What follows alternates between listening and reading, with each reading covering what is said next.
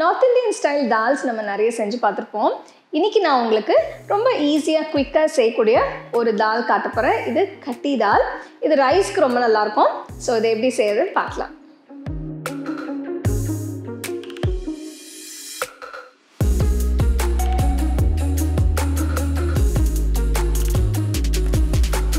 கட்டி தால் செய்யறதுக்கு முதல்ல பருப்பு வேக வைக்கணும். இதுக்கு 1/2 கப் தோரம் பருப்பு சுத்தமா கழுவி பிரஷர் குக்கர்ல எடுத்துக்கோங்க. பருப்பு போட்ட பிறகு இதுல தேவையான அளவு தண்ணியை ஊற்றி இதுல ஒரு பெரிய தக்காளி பொடியை நறுக்குனது, 5 பல்லு பூண்டு பொடியை நறுக்குனது, ஒரு துண்டு இஞ்சி பொடியை நறுக்குனது, 1/4 டீஸ்பூன் மஞ்சத்தூள் இதெல்லாம் போட்டு நல்லா மிக்ஸ் பண்ணிட்டு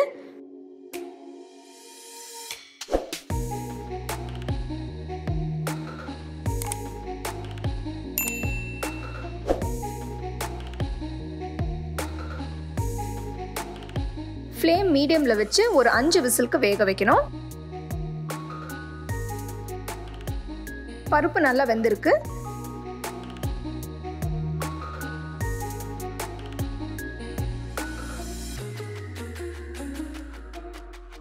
இதுல 2 பச்சை மிளகாய் பொடியை நறுக்குனது, கரைச்ச புளி தண்ணி நல்லா திக்கா 1 டேபிள் ஸ்பூன் ஊற்றணும்.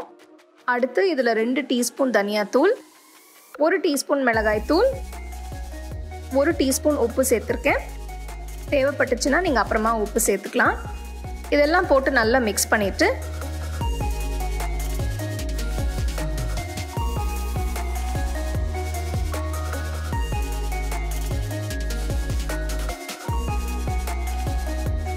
கொஞ்சம் தண்ணி ஊற்றி ஃப்ளேம் மீடியமில் வச்சு ஒரு 10 நிமிஷத்துக்கு நல்லா கொதிக்க விடணும்.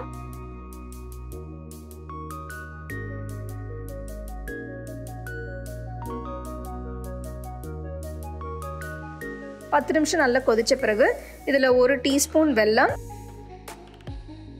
கொஞ்சம் பொடியை நறுக்கின கொத்தமல்லி இதையும் சேர்த்து நல்லா மிக்ஸ் பண்ணணும்.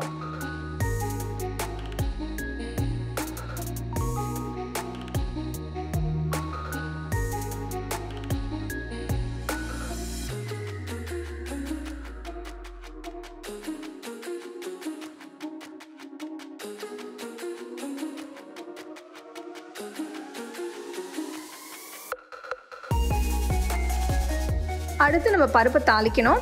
இதுக்கு ஒரு தாளிக்கிற சட்டியில் 2 டீஸ்பூன் நெய் ஊற்றி இதில் 1 டீஸ்பூன் ஜீரகம், 3 பல்லு பூண்டு தோலோட தட்டி போட்டு, அடுத்து இதில் 1/4 டீஸ்பூன் பெருங்காயத்தூள், 2 காஞ்ச மிளகாய் இதையும் போட்டு நல்லா மிக்ஸ் பண்ணிவிட்டு தாளிச்சதை பருப்பில் போட்டு நல்லா சூடாக சர்வ் பண்ணுங்கள்.